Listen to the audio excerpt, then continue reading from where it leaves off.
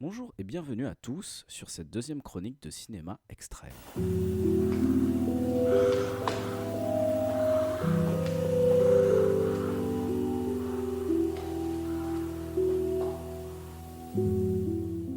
Alors je sais qu'après ma longue absence, j'avais dit que je sortirais la vidéo au bout de, je sais pas, une semaine ou deux, je sais plus, ça fait tellement longtemps et ça fait plusieurs mois du coup. Voilà, j'étais un peu dans une confusion, je savais pas trop comment faire évoluer la chaîne et en même temps j'appréhendais aussi de regarder un film extrême du coup gore en me disant ouais il faudrait que je prenne des notes, faudrait que je prenne des notes et tout ça pour parler du film. Et du coup, voilà, du coup, je me limitais assez à regarder un film, par exemple. Bon, j'en ai regardé un peu entre temps, donc surtout un qui s'appelle MD Pope, dont on parlera. Alors, ça, c'est une obligation, il faudra qu'on en parle de MD Pope, bien évidemment, parce que voilà, je pense ce sera peut-être même l'apogée de l'extrême, outre Fubar, je pense. Et il faudrait que je mette la main sur Fubar, en fait. Et Fubar volume 1. Et ouais, ça va plus être ça. Donc en gros, là le format il va être un peu plus léger, un peu plus podcast. En fait, je vais pas faire un truc structuré de fou parce qu'en fait, je peux pas en fait, si je fais un truc structuré de fou, en gros, on sera vraiment sur de la platitude. Voilà, je veux vraiment vous parler de ce film à travers vraiment mon ressenti et de vraiment ce que enfin voilà, comment j'ai vécu le film, tout ça quoi. Alors du coup, j'ai quand même des notes. Il y aura des moments où je vais lire mes notes, hein, voilà, pour avoir une trame narrative quand même respectée. Mais voilà, ça va plus être sous forme de podcast. En fait, je veux que ce soit un peu plus détente. En fait, à la base, ce qu'il faut savoir, c'est qu'en fait, en gros, cette chaîne, voilà, je l'ai créée pour des personnes qui ont envie, par exemple, de regarder un film extrême, qui se dit ouais, mais je sais pas trop à quoi m'attendre, j'ai peut-être un peu peur de le regarder. Je vais peut-être être déçu, je vais peut-être pas l'être. Enfin voilà, est-ce que ça mérite que je regarde ce film ou pas, ou ce court métrage, hein, parce que là, du coup, on va parler d'un court métrage. Mais est-ce que en vérité, ça vaudra vraiment le coup de le regarder? Et en fait, cette chaîne, elle est là pour ça. Si vous avez une petite interrogation sur un film, de toute façon, je ferai des vidéos le plus possible sur ces films-là. Et moi, je trouve plus mes mots, c'est compliqué. Mais en gros, en fait, si vous avez des questionnements, genre ouais, j'aimerais regarder ce film et j'aimerais que quelqu'un en parle, et ben que vous ayez au moins quelqu'un qui vous aiguille là-dessus. Parce que voilà, c'est des films, c'est assez costaud, c'est vénère, hein, c'est vénère vraiment. Et on peut se poser la question est-ce que je dois le regarder ou non, ou pas, ou non, est-ce que je le regarde, est-ce que je le regarde pas, machin. Et on aimerait bien avoir des fois un avis un peu sur ce qu'on va regarder, sur un peu ce à quoi s'attendre. Et en fait, j'ai créé cette chaîne parce que à la base, en fait, ça avait commencé avec Ostermontag, en fait, parce que j'étais super intrigué par Ostermontag parce qu'on me l'avait un peu survendu. Et je me disais, ouais, j'aimerais bien avoir un avis sur quelqu'un, qui parle français, quoi, qui a vu Ostermontag, qui me donne son avis et puis qu'au moins je sache un peu à quoi m'attendre. Et bien sûr, une fois, enfin, comme dit le proverbe, on n'est jamais mieux servi que par soi-même. Je me suis dit, bah, je vais le regarder. Je vais faire une vidéo là-dessus. Et les personnes qui auront envie de regarder Ostermontag pourront regarder Ostermontag en se disant, ok, là, je m'attends à ça, machin, tout ça. Alors j'en ai fait ma critique, j'ai dit ce que j'en ai pensé. Bon, c'est pas très très bien. Mais enfin voilà, au moins vous avez un avis là-dessus. Vous savez à peu près à quoi vous attendre. Voilà, comme ça vous serez pas déçus. Et comme ça, au moins, vous avez un peu un appui sur en fait ce que vous allez regarder tout simplement. Voilà. Donc du coup voilà, c'était ma petite phase d'intro. Voilà, je traîne un peu en longueur, je raconte ma vie genre, mais enfin voilà, au moins vous êtes un peu appuyé là-dessus. Donc voilà. Donc là, ça va être une partie, la partie qui va suivre du coup va être une partie un petit peu différente. Voilà, je vais un peu suivre mon texte. Et surtout au niveau du synopsis, du bilan et tout, je vais essayer d'être un peu plus freestyle quand même. Parce que franchement, ce court métrage, il y a des choses à dire, de bonnes choses, vraiment de bonnes choses. Ouais, il y a vraiment des. Alors, j'ai pas, je donnerai mon avis après. Je donnerai mon avis après, mais il y a des bonnes choses à dire. Voilà, il mérite son pesant d'or et il mérite son visionnage quand même au minimum si vous recherchez vraiment quelque chose dans l'extrême. Mais là, c'est vrai qu'on va toucher sur un thème assez sensible, presque inattendu. Donc voilà, je vous laisse pour la présentation. Mais voilà, en tout cas, bienvenue encore une fois pour cette deuxième chronique de cinéma extrême. Parfois, en fouillant dans les abysses d'internet ou en se renseignant dans les films du genre, on peut parfois tomber sur des films, parfois des courts-métrages qui montreront notre résistance, notre courage, notre solidité au gore à rude épreuve. Je pense au terrible à aux moindres mesures Flesh Meat Dolls, qui est un court-métrage, et au Théâtre au Bizarre, qui est un film qui fait figure d'anthologie. Nous aurons une histoire différente, voilà, en fonction de certains thèmes. Théâtre au Bizarre que je conseille, même si je ne le mettrai pas forcément dans la classe de l'extrême, voilà, même s'il y a un peu de gore, mais voilà, c'est... Voilà, Théâtre au Bizarre, si je devais faire un titre de comparaison, je le comparerais un peu aux trois extrêmes. Enfin voilà, il y a un court métrage de Park Chan-wook, celui qui a fait Old Boy, et Takashi Miike que j'adore. On parlera d'un de ses films d'ailleurs aussi. Court métrage, voilà. Ouais, film court métrage, je le mettrais dans la classe des courts métrages. Mais bref, ça, on va pas s'étaler là-dessus.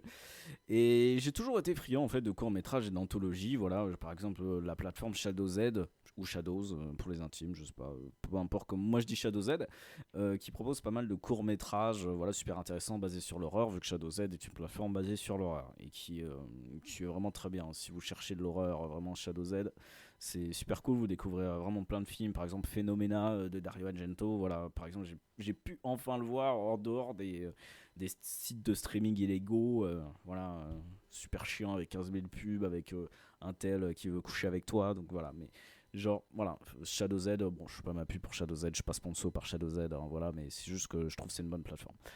Et du coup, en fait, je suis aussi friand d'anthologie. Par exemple, ma série préférée, c'est Love, Death and Robots, voilà, qui est sur Netflix et tout, et j'ai toujours aimé ça, Métal Hurlant, je kiffe, voilà, les contes de la crypte et tout ça, moi j'adore. J'adore tout ça. Et beaucoup d'entre eux, en fait, ne sont pas forcément tous chocs, mais m'ont tous gravé au fer rouge pour leur histoire, leur ambiance et leur conclusion. Je pense par exemple voilà, au Conte de la Crypte, au VHS aussi, bien évidemment, les films VHS, du coup, VHS 1, VHS 1994, je crois, si je dis pas de bêtises, vous me dites si je me trompe. Au Maître de l'horreur d'ailleurs aussi, bien évidemment, du coup, les 13 les 13 courts-métrages réalisés par les maîtres de l'horreur. Du coup, là, on peut avoir Wes Craven, Carpenter et tout, et bien sûr Takashi Miike. Donc, du coup, le fameux film, le court-métrage de Takashi Miike, voilà, il fait partie des maîtres de l'horreur. Au niveau des courts-métrages, je parle bien évidemment aussi de Dernière Porte au Sud, qui était qui est toujours d'ailleurs sur Shadows, qui est incroyable, un court-métrage d'animation qui m'a vraiment marqué de son ambiance, de sa narration et de ce que ça raconte aussi, bien évidemment. Mais du coup, lors d'un soir, je me baladais sur ce fameux site où je regarde ces films extrêmes. Je sais pas si je dois donner le nom ou pas. Je sais pas si je l'ai mis dans la description de la première vidéo. Mais au pire, si vraiment vous voulez trouver ces films-là, envoyez-moi un message. Je vous enverrai le nom du site. Voilà. Mais je vais peut-être pas le mettre en public parce que ça reste quand même des choses assez. Il y a beaucoup de choses très très sensibles qui touchent même beaucoup à tout. Donc voilà. Mais en gros, du coup, là, lors d'un soir orageux, pluvieux, voilà, le fracas des tempêtes, j'écoutais la musique de Gwen, Seigneur des Cendres de Dark Souls 1, voilà, avec la pluie et tout. Je me croyais, j'étais à liche-feu, genre Walking de la première flamme. Mais voilà. Mais en gros, voilà, je cherchais quelque chose à regarder et du coup, je suis tombé sur Aftermath. Alors, Aftermath, c'est quoi? Alors, Aftermath, ça veut dire conséquence en français et c'est un court-métrage réalisé en 1994. Il est le deuxième court-métrage de la trilogie de la mort. Le premier porte le nom des Awakening, le réveil, qui met en scène un étudiant dans sa propre classe dont le temps s'est arrêté et dont lui seul en est victime. Ce qui veut dire en gros, tout le monde est arrêté, mais lui, voilà, tout le monde arrête de bouger, genre, et lui il bouge, tu vois. Mais bref, qui met en scène un étudiant dans sa propre classe dont le temps s'est arrêté, dont lui en seul est victime. Je ne veux pas spoiler, je vous le conseille, ça prend que 10 minutes de votre vie, en vrai, c'est pas... C'est somme toute conventionnel, c'est pas exceptionnel, je pense que c'est quelque chose qu'on a déjà pas mal vu, voilà, mais franchement ça vaut ce pesant d'or quand même, oui, franchement, vous pouvez le regarder, ça prend vraiment 10 minutes dans votre vie, c'est vraiment pas grand chose. Puis on en pense qu'on en veut. Moi perso, après l'avoir vu, c'était pas l'éclat de fou, mais voilà, il y a des trucs à dire.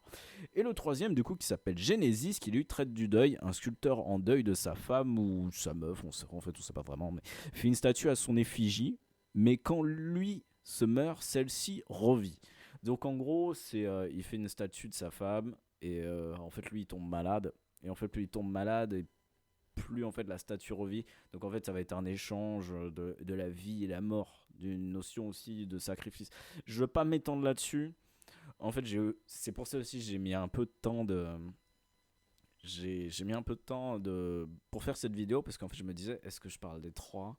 Est-ce que je parle que de Aftermath, du coup, qui est le deuxième, du coup, de la trilogie?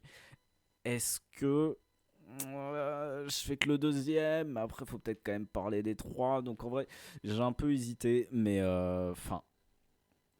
Je me suis dit qu'en vrai, voilà, vaut mieux quand même parler du 2. C'est plus dans le cadre de l'extrême. Parce qu'en fait, le 1 et le 3 ne sont pas extrêmes comparé au deuxième.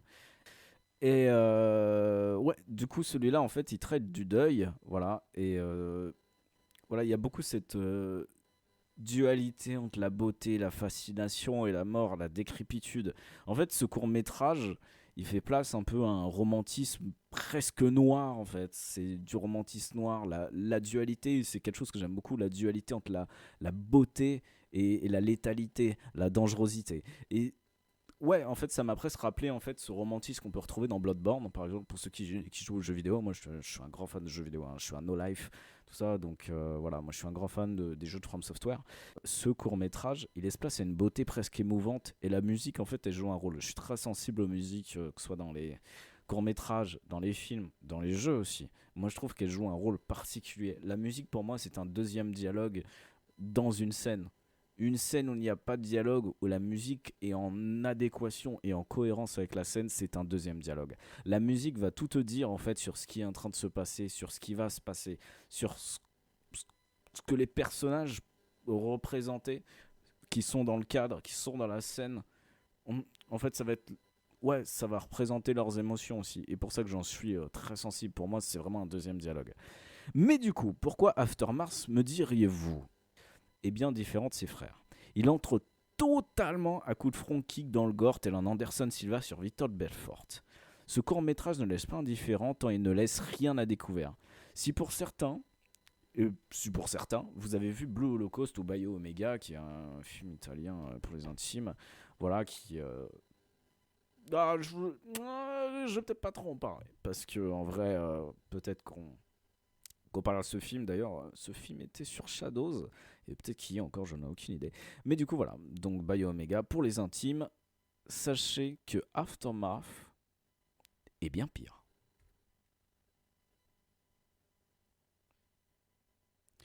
Le court-métrage commence sur un chemin d'organe sur la musique Requiem en D mineur. Incroyable. On y voit un brancardier, musique sur les oreilles, amener un cadavre à la morgue, somme toute chose banale en soi. Et un médecin apportant un colis avec une croix qui semblait être la famille du défunt. Une signification à la mort du Christ et sa possible renaissance, comme pourrait faire écho le troisième opus. La mort, la renaissance. Le cours nous amène dans une salle d'autopsie où l'on voit deux hommes, le membre apparent, je parle des membres génitaux, et l'un des deux a le pied sectionné. On aura droit à une incision de crâne en premier plan, suivi de quelques bruitages réalistes, mais un peu trop forcés, voilà. Bon, pas à la Ostermontag, mais voilà, enfin pas à la Ostermontag, mais on sera plus sur quelque chose de... Ouais, plutôt forcé. Si je devais faire un titre de comparaison, on sera peut-être plus sur du... Branded, voilà.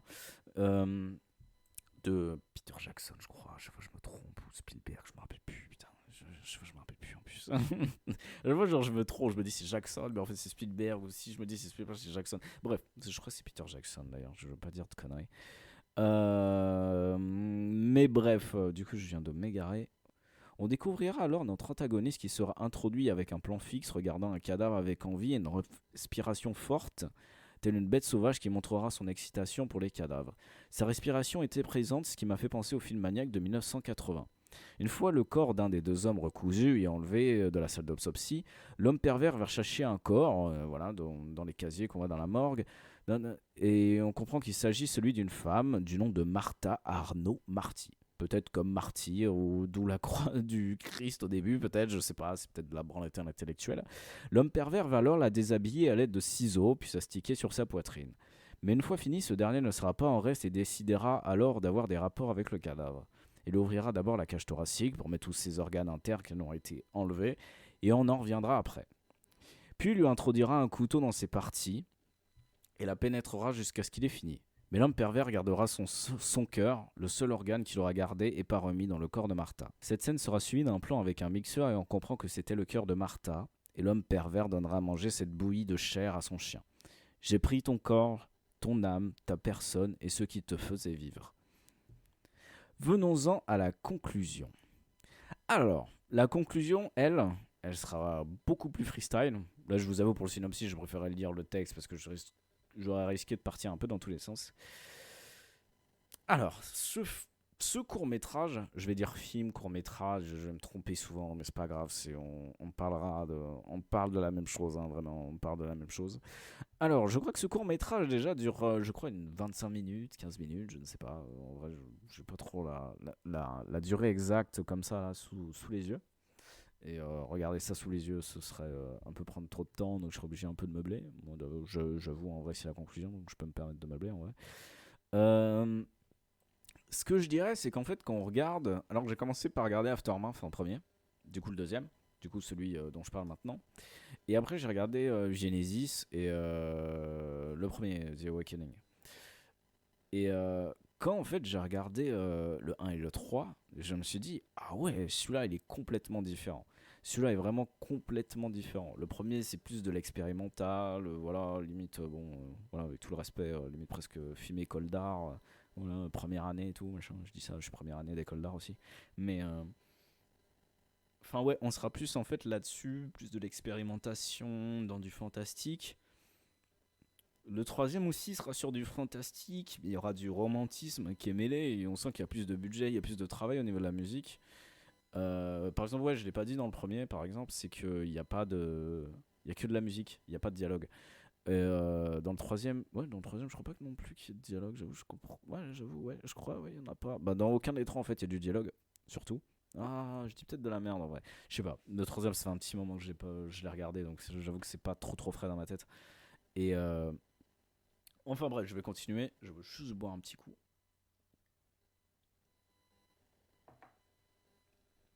Et ouais, je sais plus trop où j'en étais en plus. Ouais, donc du coup, en fait, dans les trois, il n'y a pas de dialogue. Celui-là, en fait, quand on le regarde, c'est complètement différent. Et si, par exemple, genre, vous vous dites, ouais, il y a Nacho Cerda qui a fait, voilà, trois courts-métrages et tout sur la mort et tout, on peut se dire, ouais, ok, je vais le regarder. Vous allez regarder le premier, vous allez faire, ah ouais, incroyable, ou pas. Et puis après, vous allez regarder le deuxième, vous allez, mais trigger, genre stun, genre, vous allez être stun. Et c'est vrai que celui-là, alors mon premier visionnage, j'étais assez, j'étais pas forcément choqué plus que ça, parce que j'ai vu des choses assez horribles avant quand même. Dont le fameux Tumbling de Love Flesh et on le fera, hein. Je pense que si le moment où je vais en parler, je pense la vidéo durera au moins 30 minutes ou peut-être une heure en vrai, mais enfin voilà, bref, on n'est pas là pour ça, mais on va pas parler de Tumbling de Love Flesh en fait, surtout.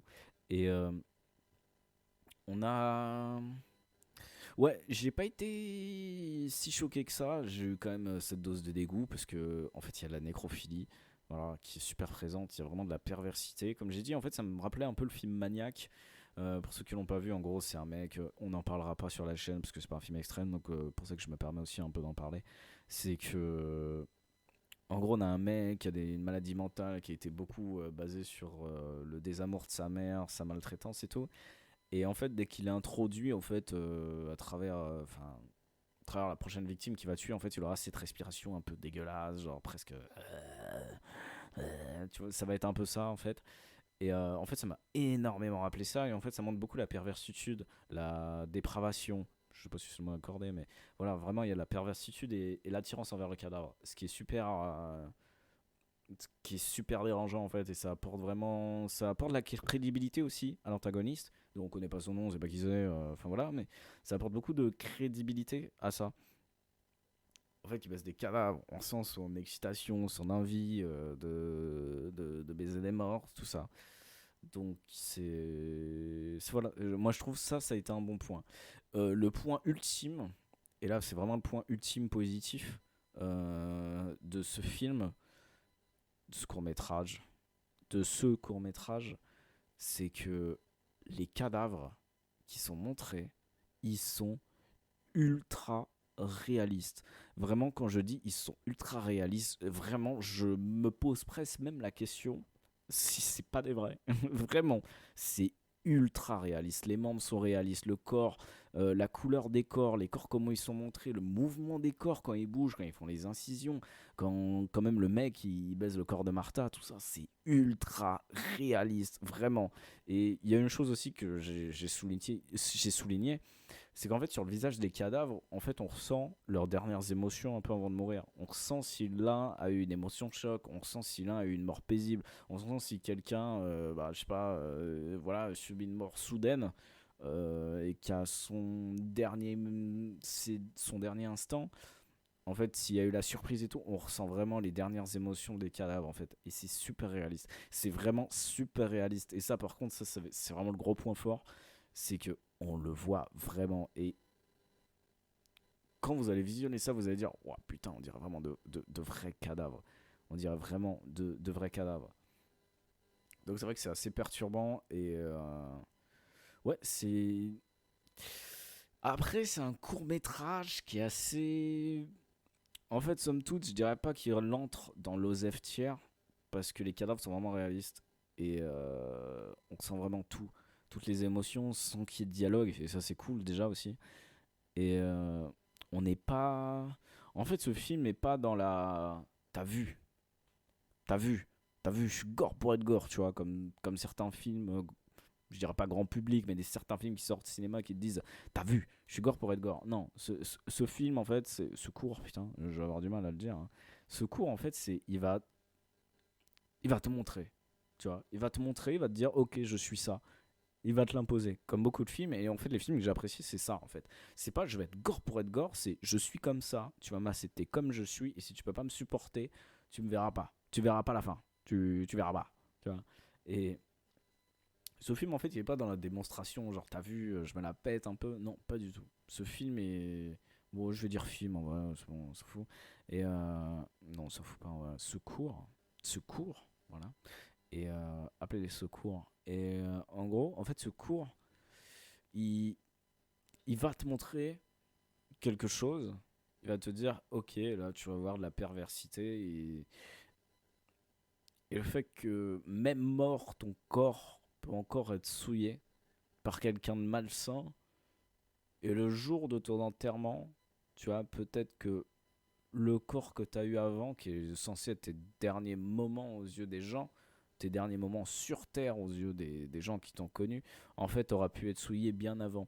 Par exemple, pour moi, cette métaphore du cœur de Martha qui va dans le mixeur, qui donne à manger à son chien, c'est comme salir sa vie. C'est lui à tout prix. Elle n'ira jamais au paradis, en fait, en vérité. Même si peut-être on a tous une notion peut-être différente de paradis ou d'enfer, peut-être même qu'on n'y croit pas en vrai. Mais il y aura ça, en fait. C'est que son corps et son âme resteront à jamais dans ce cadavre. En prenant son cœur, en lui enlevant ce qui la faisait vivre, ce qui était son essence en soi, physique je parle, hein, je parle pas d'âme par exemple, qui est plus dans le spirituel, non physique, quelque chose qu'on ne peut pas toucher, on ne peut pas toucher l'âme de quelqu'un, tu vois. Et sauf, non, non, il y en a pas. Et en gros, ouais, on aura, en fait, c'est lui enlever tout ce qu'elle avait. Et pour moi, en fait, c'est une conclusion super tragique. Et ouais, j'ai trouvé ça super intéressant. C'était pas juste un film, un cours. C'est pas juste un cours en fait basé sur du gore ou de la nécrophilie. Par exemple, genre je vais faire un aparté, hein, vraiment. Mais par exemple, les gens qui font des trucs, qui disent ouais. Le cannibalisme, Cannibal Holocaust, c'est un film de cannibale. Non, non. Si tu regardes Cannibal Holocaust, si tu te dis c'est un film de cannibale où il y a que du cannibalisme, c'est que t'as pas vu le film ou que tu l'as pas compris. Cannibal Holocaust, c'est loin d'être ça. Et donc, en fait, ouais, c'est pas juste un film où il y a juste de la nécrophilie. Comme Bio Omega aussi. Bio Omega, il y a de la nécrophilie et tout. Mais si tu te dis, ouais, c'est juste un film nécrophile, un peu chelou, gore et tout, machin. Non. Bio Omega, c'est pas ça. Bio Omega, ça traite du deuil, en fait, tout simplement. Et de la tentation, de la faiblesse qu'on a, quand on perd quelqu'un, quand on a une rupture, tout ça, ça traite de tout ça. Donc voilà. Et en fait, ce film, il traite pas forcément que de la nécrophilie. Il va traiter plus sur la mort, comment la mort va être traitée, comment ton corps va être après la mort. En théorie, dès qu'on meurt, notre âme s'en va, tout ça, machin, mais au final, notre enveloppe physique, elle reste. Et il y a quand même notre identité, notre âme dans ce qu'est notre corps, en vrai. Et moi, je pense que ça traite. Moi, en vrai, c'est ce que j'ai ressenti en regardant ce court-métrage. C'est que, en fait, il y a un non-respect de la mort. Il y a le réveil, du coup, voilà, qui est le premier. Le deuxième, du coup, c'est les conséquences. Les conséquences d'une mort, de ce qu'on a pu faire, de comment on est mort, de comment notre corps a été fait, de comment on va traiter notre corps aussi une fois qu'on est mort, parce on n'y peut rien, on est mort en soi. C'est une carcasse, mortal shell, genre. Et, euh, et ensuite, après, du coup, on aura le réveil, du coup. Qui, du coup, est le troisième, le réveil. C'est que on s'éteint, on... notre corps est là, et au final, au réveil, notre corps reprend vie. En fait, ça peut être. On peut en faire un lien comme ça. Alors, c'est mon interprétation. Je vais pas faire une VOD. Enfin, une VOD, putain. Je vais pas faire une vidéo d'1 heure. Je vais pas faire une vidéo d'1 heure non plus pour parler de ça. Mais c'est. On peut. On peut faire un lien entre les trois. Je pense qu'il y a énormément un lien entre les trois. Et. En tout cas, là, pareil, ça reste mon interprétation. Mais. Je pense qu'en vrai, cette trilogie, elle a du sens. Elle a quelque chose à raconter, surtout. Et je vous conseille de la regarder. Vraiment. Surtout pour le deuxième où vraiment il entre vraiment dans le cadre de cinéma extrême. Donc voilà aussi, c'est pour vous prévenir que c'est costaud. Voilà, si vous n'avez pas l'habitude, enfin voilà, je dis pas que j'ai l'habitude de fou, mais je suis pas forcément. Genre, pour moi, ça reste à travers un écran en fait. Pour moi, ça reste à travers un écran, donc c'est pas la réalité en soi. Donc je peux avoir ce recul là. Si je vois par exemple ça dans la vraie vie, oui, bien sûr, je vais être choqué, mais c'est vrai que pour moi, c'est un écran en fait. Je peux pas me dire forcément que c'est que la réalité. Mais parce qu'il y a des fois c'est de la réalité, mais ça reste à travers un écran. Et on en parlera dès que on parlera de la réalité de l'écran aussi, de cette position qu'on peut prendre. On en parlera surtout pour MD Pop. Et d'ailleurs, et oui, il y a un, il y a un documentaire. D'ailleurs, c'est pas un documentaire pour les films chocs, on appelle ça des documentaires ou des documentaires, mais j'appelle ça des documentaires. Du coup, choc, humentaire, voilà, bref. Et en gros, j'aimerais bien parler. Peut-être qu'on parlera de Mouzani en fait. Voilà. Qui lui est pas forcément choc dans ses images. Enfin, si ça peut l'être quand même, mais je parle pas de violence extrême de ouf avec du sang qui gicle, des décapitations de fou. Mais on parlera probablement de Mouzani. Mais en gros, voilà. Enfin, voilà, c'est tout ce que j'avais à peu près à dire sur Aftermath. Je crois, j'ai regardé quand même mes notes. Peut-être j'ai d'autres trucs à dire, ou peut-être j'en aurais pas d'autres. Je sais pas. Ouais, après, oui, ça m'a rappelé Maniac, tout ça. Ouais, donc voilà, on sera là-dessus. Après, est-ce que je vous le conseille? Oui. Si vous êtes dans l'extrême, vous voulez regarder du gore, quelque chose qui tient aux tripes, c'est presque le cas de le dire. Euh, ouais, allez-y. Et surtout, en fait, c'est super crédible. C'est crédible. Alors, c'est crédible et comparé à Ostermontag, qui n'est pas du tout, hein, vraiment, Ostermontag, c'est une blague, hein, vraiment. Ostermontag, c'est nul. Et pourtant, genre, pourtant, j'en ai vu des films nuls, mais qui avaient des trucs à montrer qui étaient bien, en fait. Par exemple, je parlais de la Vomigor trilogie, par exemple. Euh, Ouais, en soi c'est nul la Vomigor trilogie, mais c'est crédible. En fait, à des moments, c'est peut-être même beaucoup trop abusé. De toute façon, on en parlera des trois, même des autres après, par exemple Medest of Many et tout ça, ou Black Metal Veins de Lucifer Valentine, du coup, tous les films de Lucifer Valentine, en fait, on peut en parler en soi. Et enfin, ouais, c'est nul en soi, mais voilà, ça avait des trucs à montrer comparé au Stermental en fait. Voilà. Mais franchement, Aftermath, si je peux vous le conseiller, oui, allez-y. Si vous recherchez l'extrême, en fait, oui, regardez-le. Après, c'est pas, vous aurez pas une claque de fou, je pense pas. Après, c'est subjectif, hein, les goûts, les couleurs et tout. Par exemple, voilà, il y a un court métrage pareil qui j'ai trouvé que c'était une masterclass et dans la violence et tout, dans même le romantisme aussi qu'il y a dedans et le choix des musiques aussi qui est incroyable. Bon, je vais pas en parler maintenant parce que ça se trouve, ce sera peut-être même la prochaine vidéo.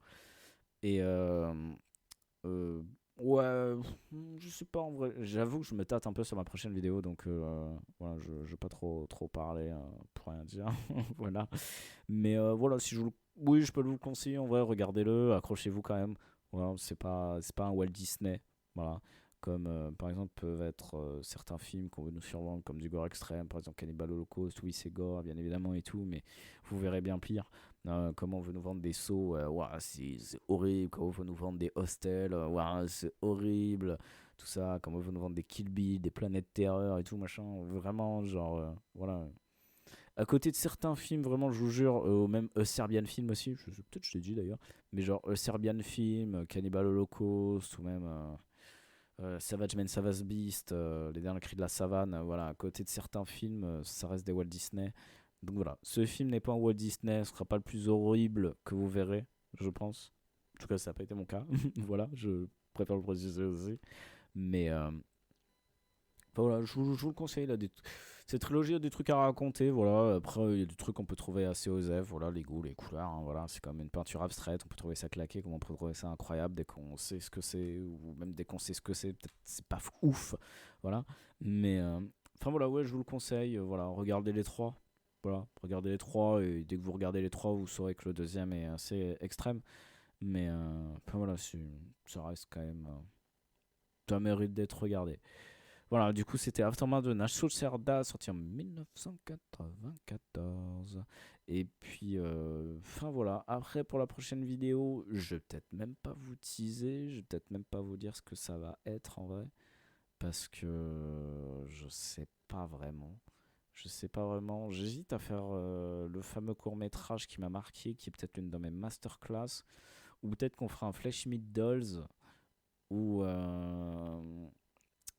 il y a Lucky Sky Diamond aussi, j'aimerais bien en parler, mais je l'ai pas encore vu. Je pense que je vais le regarder d'ailleurs, peut-être après cette VOD d'ailleurs, enfin cette vidéo plutôt, après cette vidéo. Et ouais, on sera. Le prochain, en fait, disons qu'en fait j'aurais été tenté de parler de Tumbling de Love Flesh, mais je vais pas te parler de Tumbling de Love Flesh maintenant. J'attends, parce que ça va être la vidéo ultime, presque avec MD Pope, ou Fubar, si j'arrive à voir Fubar surtout. Mais ouais, en vrai, je pense que la prochaine vidéo, on sera peut-être, je vais pas vous dire on se revoit dans 2 semaines ou quoi. En vrai, j'aurai peut-être pas de date de sortie en vrai. Donc, disons, ouais, je vais être comme un peu Mr. J-Day. Je vais dire, voilà, on se revoit à la prochaine vidéo et puis vous verrez quand c'est que ça sort. Non, en vrai, je vais essayer d'être plus régulier sur la chaîne. Mais, enfin voilà, je vais essayer de parler plus de films surtout, parce que bon, j'ai sorti qu'une vidéo, donc voilà, c'était un montage. Bon, si on avait des interrogations là-dessus, voilà, c'est pas vous, c'est pas fou. Mais voilà, je pense qu'on parlera, ouais, peut-être du fameux court-métrage. De toute façon, les notes elles sont déjà prêtes, hein, donc enfin mes notations quand j'ai vu le film. Après, il n'y a pas mes grosses notes qui vont m'épauler pendant que je vais enregistrer la vidéo. C'était Cinéma Extrême. Et on se retrouve voilà, à la prochaine vidéo. Et c'était Aftermath de Nacho Cerda.